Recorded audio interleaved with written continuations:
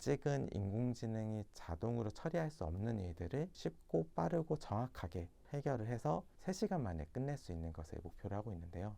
안녕하세요. 저는 인공지능을 위한 휴먼 인텔리전스 API를 만들고 있는 딥내추럴 대표 앤슨입니다.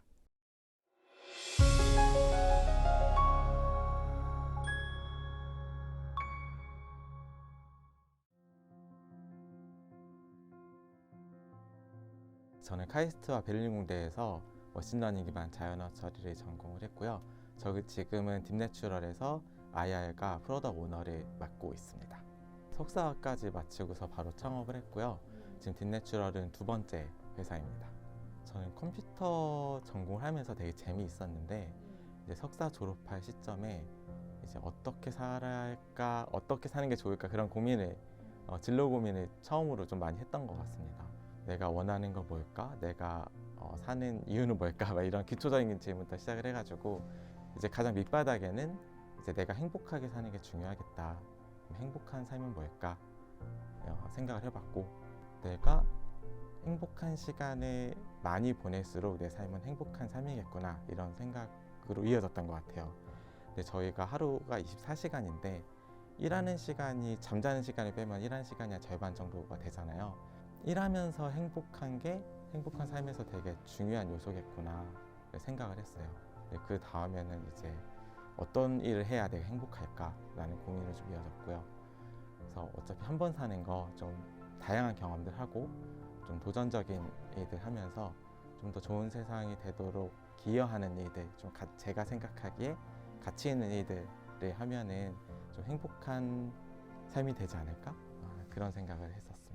그래서 여러 가지 옵션들 중에서 스타트업을 하면서 좀 도전적이고 해보지 않았던 그리고 평생 해보지 못할 경험들 하는 것이 저한테 가장 좋은 선택이지 않을까 싶었어요.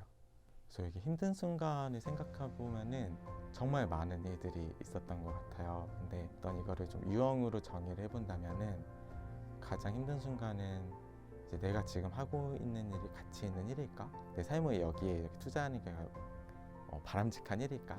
이제 그런 고민했을 때 스스로 명쾌하게 대답을 못할 때가 좀 가장 힘든 것 같았습니다.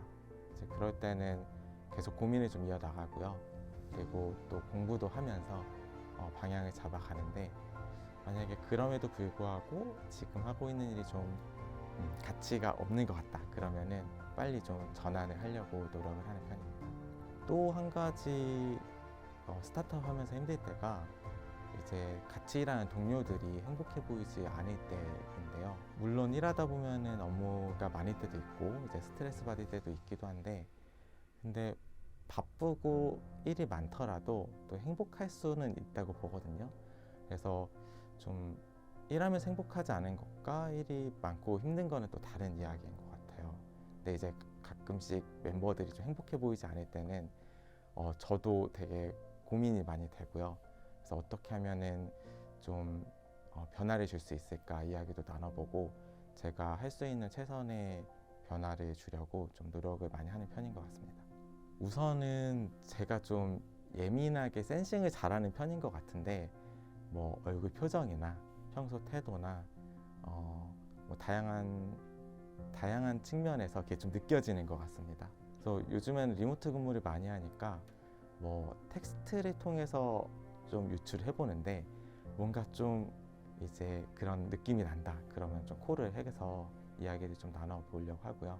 저도 제가 행복하고 싶어서 스타트업 하는 거다 보니까 주변 동료들이 같이 일할 때 행복한가 행복하지 않은가를 좀 중요하게 보는 것 같고요. 이제 아무래도 사업을 하다 보면은 되게 어려운 결정들을 해야 되는 순간들이 있어요. 그러면은 이제 멤버들이 만족스럽지 않은 결정도 때로는 해야 되고 때로는 멤버들이랑 충분히 공감하지 못한 채 좀 밀고 나가야 될 때도 있는데 그래서 멤버들이 좀 어떻게 생각해 줄지는 항상 좀 이렇게 고민하면서 좋게 생각해 주기를 바라고 있습니다. 그래서 처음에 창업을 시작할 때는 이제 어떻게 하면은 회사가 성공할까? 어떻게 하면은 큰 가치를 만들어낼까? 여기에 제일 주안점을 뒀던 것 같아요. 근데 지금 좀 시간이 지난 현재의 저는 좀 가장 중요한 창업자로서의 가치로 일단 회사가 망하지 않는 거를 첫 번째로 꼽고 있습니다. 그래서 일단 회사가 망하지 않아야 성장할 기회도 있는 것 같고 또 유니콘으로 성장할 수도 있을 것 같아요. 그래서 지금의 첫 번째 가치는 망하지 않는 거, 그리고 두 번째 가치는 1조 기업 가치로 유니콘이 되는 거, 이렇게 꼽고 있습니다. 우선 가장 큰 계기는 첫 번째 사업을 망해본 경험이 가장 큰 것 같습니다. 네, 그래서 회사에 한번 망하게 되면은 굉장히 다양한 경험을 하게 되는데 한번 실패의 경험을 하면서 되게 많은 교훈을 얻잖아요. 그때 얻었던 교훈 중에 하나가 다음에 창업을 할 때는 망하지 말아야 되겠다 였던 것 같아요. 우선은 사람도 살아야 뭔가를 도전하는 것처럼 회사도 망하지 않아야 성장의 기회도 있고 멤버들과 같이 행복을 누릴 기회도 있는 거죠. 그래서 지금은 망하지 않는 것을 더 높은 우선순위를 좀 두고 있습니다. 우선 저희 회사 이름이 딥러닝 플러스 내추럴 랭귀지에서 앞에 두 글자를 따온 이름인데요. 그래서 저희 회사의 비전은 사람과 인공지능이 함께 어우러져 대화 가능한 세상을 만드는 것입니다. 그래서 딥내추럴은 인공지능을 위한 휴먼 인텔리전스 API를 만드는 회사입니다. 그래서 우선은 인공지능 이야기부터 좀 시작을 해야 될 텐데요. 현재 인공지능 기술의 가장 핵심은 딥러닝입니다. 딥러닝 한마디로 이야기를 하면은 인공신경망을 통해서 데이터에서 패턴을 발견해서 목표를 달성해내는 그런 기술이라고 보실 수 있는데요. 전통적인 프로그래밍 방식에서는 이제 엔지니어들이 하나하나 논리를 쌓아가는 그런 프로그램을 통해서 목표를 달성하는 로직을 만들었다면 이제 딥러닝에서는 개발자들이 인공신경망을 설계를 하고요. 그 다음에 데이터를 입력으로 넣어서 그 패턴을 발견하게 함으로써 목표를 달성하게끔 하는 그런 접근법을 쓰고 있습니다. 그래서 이런 과정에는 엔지니어들의 지능 말고도 굉장히 많은 사람들의 지능이 동원이 되어야 하는데요. 간단하게 개와 고양이의 사진을 분류하는 인공지능을 만든다고 하면은 이제 그냥 알아서 인공지능 학습을 하는 게 아니라 이런 사진들은 개, 이런 사진들은 고양이라고 이제 태그를 부착을 해야 합니다. 그리고 또 다른 예로 이제 뉴스 기사가 있을 때 사람이 좀 쉽게 볼 수 있도록 한 줄에서 세 줄 정도로 요약해주는 인공지능이라고 하면은 이제 사람이 먼저 그 뉴스 기사를 읽고 잘 작성된 요약문을 만들어 주면은 인공지능이 거기에서 패턴을 발견해서 좋은 요약문을 만들어낼 수가 있게 됩니다. 그래서 개, 고양이를 분류를 하건 이렇게 요약문을 만들어내는 인공지능 기술이건 인공지능이 학습할 수 있는 대상이 되는, 그러니까 패턴을 발견할 수 있는 그런 대상이 필요한데요. 이때는 사람들이 지능을 발휘를 해서 인공지능보다 먼저 이런 태스크들을 수행을 해야 됩니다. 그리고 또 한편으로는 이제 인공신경망이 학습을 한 이후에 이게 얼마나 사람만큼 잘 일을 해내는지 그걸 평가하는 일에도 사람들의 지능이 필요합니다. 음성 합성하는 인공지능을 예로 들면은 이제 주어진 텍스트가 있을 때 사람이 말하듯이 소리를 만들어내는 그런 인공지능인데요. 인공지능 합성해낸 목소리가 얼마나 사람과 가까운지, 사람의 목소리처럼 자연스러운지 평가하는 거는 사람이 듣고서 점수를 매겨야 하는데요. 이럴 때도 사람들의 지능이 동원이 돼야 되는 거죠.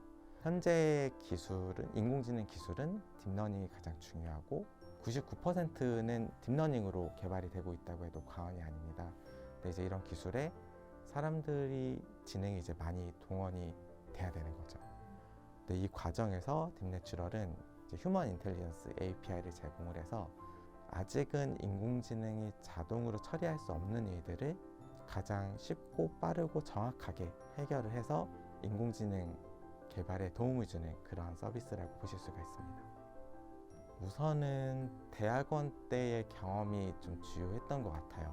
그래서 머신러닝 기반 자연어 처리 전공을 했고, 그때 사람의 언어를 이해하는 기술을 만들려고 하면은 우선은 학습할 수 있는, 아까 말씀드렸던 것처럼 패턴을 발견할 수 있는 대상, 학습 데이터, 아니면 학습 말뭉치가 필요한데요. 이제 여름방학 때 이제 연구실에 출근을 하면은 먼저 학습 데이터를 이렇게 만드는 일부터 시작을 하고 연구에 들어갔습니다. 물론 데이터를 만드는 일도 연구를 하는 과정이긴 한데요. 이제 그런 일들이 얼마나 중요하고 그리고 시간을 많이 소비하고 또 비용이 많이 들어가는 일인지 대학원 때부터 이제 경험을 했던 것 같아요. 그리고 현재 딥러닝 기술이 나오면서 인공지능을 할 수 있는 일들이 되게 많아졌는데요. 아직까지도 가장 큰 허들이 되고 있는 부분은 이런 인공지능 학습할 수 있는 데이터를 만드는 일입니다. 그래서 인공지능 하나 만든다고 할 때 약 80%의 시간이 이렇게 데이터를 수집하고 레이블링하고 정제하는 일인데요. 기존의 이 과정이 뭐 한 3달 정도 걸렸던 거를 저희가 지금 목표하는 거는 3일 안에 완료한다든지 더 나아가서 3시간 만에 끝낼 수 있는 것을 목표로 하고 있는데요. 이렇게 되면은 더 참신하고 멋진 인공지능 제품과 서비스가 나오는데 되게 큰 도움이 될 수 있을 거라고 보고 있고요. 현재 인공지능 산업에서 풀어야 중요한 문제를 좀 한 단계 업그레이드 하면서 풀 수 있는 것 같습니다. 보통은 데이터셋을 만드는데 상당히 오랜 시간이 걸립니다. 뭐 정말 최소 몇 주에서 한 달은 기본적으로도 걸리고요. 3개월에서 6개월 정도가 걸리기도 합니다. 그래서 우선 고객분들은 이제 직접 데이터셋을 구축하기가 어려우니까 어떤 파트너사와 데이터를 구축할지 검색해서 컨택하는 일부터 시작을 해가지고 최종 완료된 데이터를 받아보기까지 뭐 3개월에서 6개월까지도 걸린다라고 보실 수 있고요.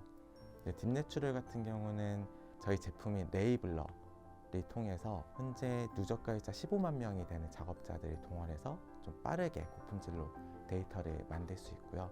또 저희만의 인공지능 기술을 이용해서 보다 더 빠르게 이런 태스크들을 처리할 수 있는 기반을 가지고 있습니다. 저희 고객분들은 이제 인공지능을 직접 만들거나 아니면 학습 데이터셋을 구축하는 분들인데요.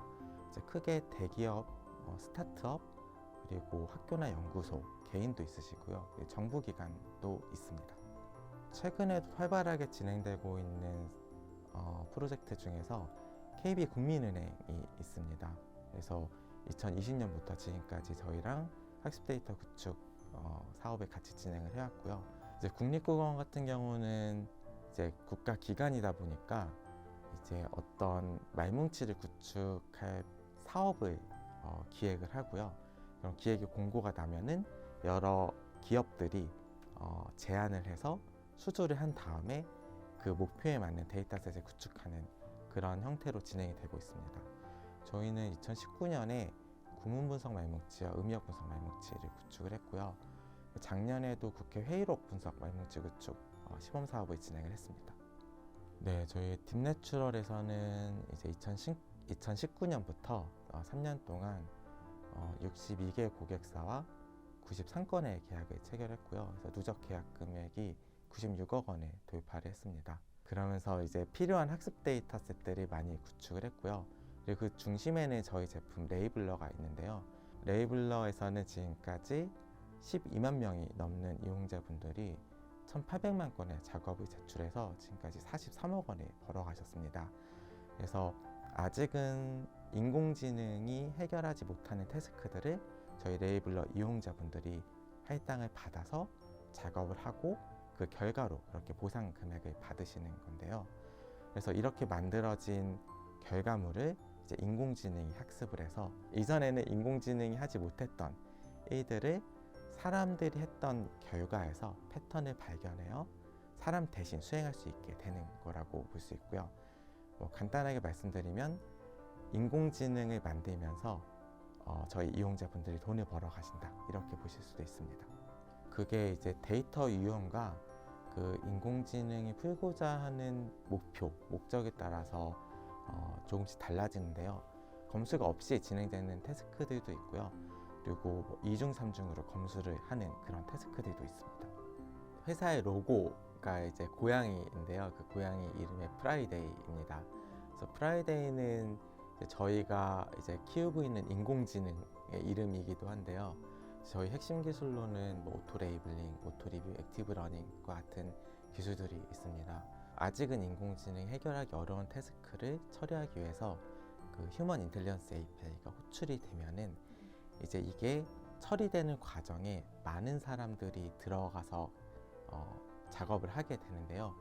이제 아무래도 되게 성실하고 책임감이 넘치는 작업자분들이라고 하더라도 사람인 이상 불확실성이 있을 수밖에 없습니다. 그래서 이 과정에서는 불확실성을 제거하는 그런 인공지능 기술들을 적용하는 것이 매우 중요한데요. 이제 그게 뭐 크게 오토 레블링, 오토 리뷰, 액티브 러닝이 있습니다. 그래서 이런 기술들의 종합체가 저희가 부르고 있는 이제 프라이데이인데요. 프라이데이는 저희가 키우는 인공지능이기도 하면서 이제 저희 회사의 마스코트이기도 하면서 이렇게 작업들을 도와주는 그런 인공지능 비서, 조수 역할을 하기도 합니다. 저희가 이제 마블 영화에 나오는 인공지능에서 좀 착안을 했는데요. 이 인공지능은 이제 사람을 대신해서 뭔가 되게 강력한 힘을 발휘하는 인공지능이라기보다는 사람이랑 같이 협력적으로 소통하면서 사람을 도와주는 사이드킥의 역할을 합니다. 저희 인공지능의 프라이데이도 비슷하게 이제 사람이 어떤 태스크를 처리하는 과정에서 미리 좀 작업을 해주거나 아니면 사람이 작업한 거를 검증해주거나 이런 사람을 도와주는 일들, 사람과 상호작용하는 일들을 하고 있는데, 그래서 사이드킥의 느낌을 주기 위해서 프라이데이라는 이름을 지었고요. 그리고 이름도 귀여워서 그렇게 설정을 했습니다. 가장 대표적인 서비스는 아마존의 메커니컬 터크입니다. 메커니컬 터크는 2000년 후반대부터 되게 빠르게 시작한 크라우드소싱 플랫폼인데요. 이제 아마존에서는 그 이후에 그라운드 트로스라는 서비스도 출시를 했습니다. 저희가 가장 많이 벤치마킹하고 있는 서비스이고요. 그리고 스타트업 중에서는 스케일 AI가 가장 좀 앞서고 있는데요. 현재까지 누적 투자 금액이 7천억 원, 그리고 연매출이 1,200억 원을 달성해서 현재 기업 가치가 8조 원으로 추정이 되고 있습니다. 그래서 이런 회사들은 지금 영어 데이터 그리고 북미권 데이터에 많이 포커스가 맞춰져 있는데요. 이런 미국에 있는 기업들이 한국어 데이터를 만들려면은, 그리고 또 다른 아시아권 언어 데이터를 만들려면은 어려움을 많이 겪고 있습니다. 저희는 한국어 분야에서는 저희가 이제 제일 잘하고 있기 때문에 이런 그동안 만들어왔던 휴먼 인텔리전스 API를 미국 실리콘밸리로 진출을 해서 이제 미국 시장으로 또 확대하는 것을 이렇게 목표로 하고 있습니다. 또 올해 가장 큰 목표는 이제 그동안 저희가 국내에서만 서비스를 진행을 했었는데요. 그동안 만들어놨던 저희 플랫폼과 그리고 기술들 그리고 휴먼 인텔리전스 API를 미국 시장에 출시를 해서 인공지능을 개발하는, 그리고 한국어를 하는 인공지능을 개발하는 미국 실리콘밸리 기업들에게 저희 휴먼 인텔리전스 API를 공급하는 게 올해 가장 큰 도전 목표입니다.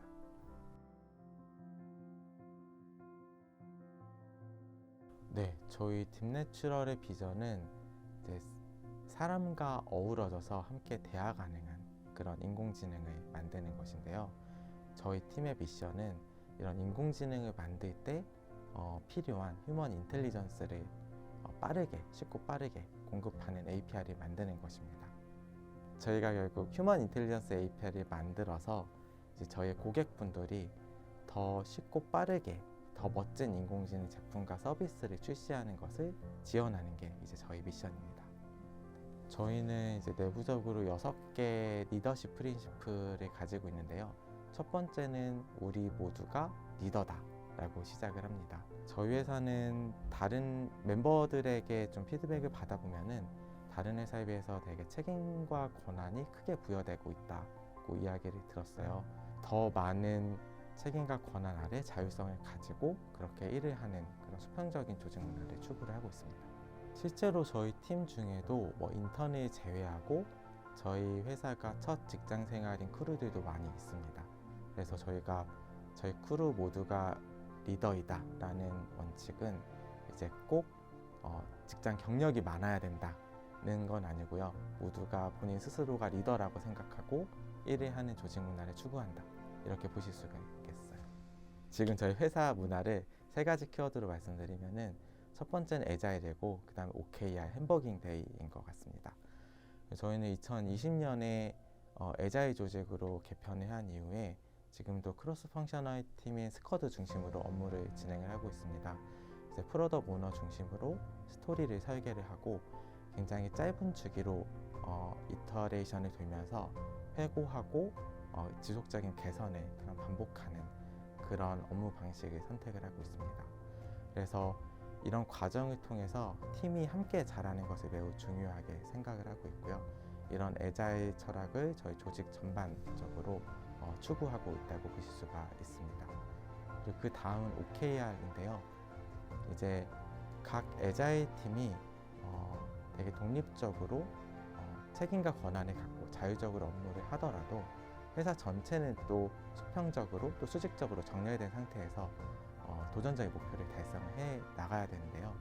그래서 저희는 OKR을 이제 올해부터 막 시작을 해가지고 도입을 하고 있습니다. 그래서 아직은 시작 단계이지만 앞으로 어떻게 저희 회사의 문화로 자리 잡을지 되게 기대가 많이 되는 지점이고요. 다음은 햄버깅 데이인데요. 이제 햄버깅 데이를 처음 시작하게 된 거는 이제 저희가 너무 바쁘게 업무만 하면서 있다 보니까 한 달에 한 번쯤은 서로 만나서 뭐 햄버거랑 맥주 한잔 하면서 좀 다른 이야기도 나눠보자에서부터 좀 시작을 했어요. 그래서 그게 좀 확대가 돼서 뭐 공연도 같이 보거나 전시회도 보고 뭐 영화도 보고 이런 시간을 가졌었다가 이제 코로나가 이렇게 확대된 이후에는 저희가 잠정적으로 진행을 안 했었는데요.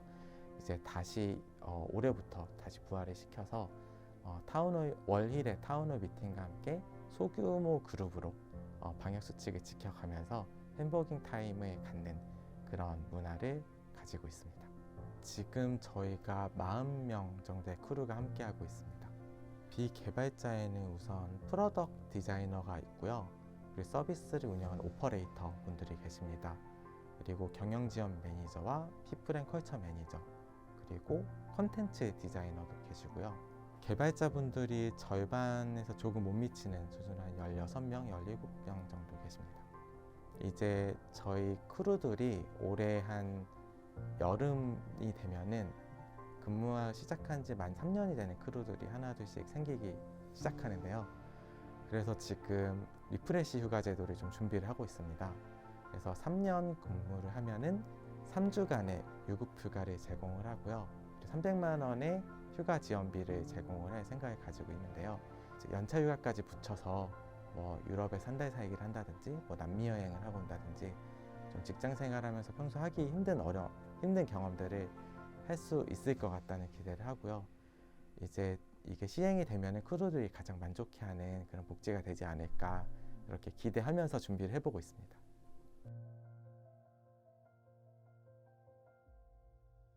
그래서 궁극적인 저의 목표는 인공지능이 저희가 하는 그러니까 사람의 말을 더 잘 이해하고 저희와 함께 공감하면서 함께 어우러져서 대화하면서 그렇게 살 수 있는 그런 세상을 꿈꾸고 있습니다.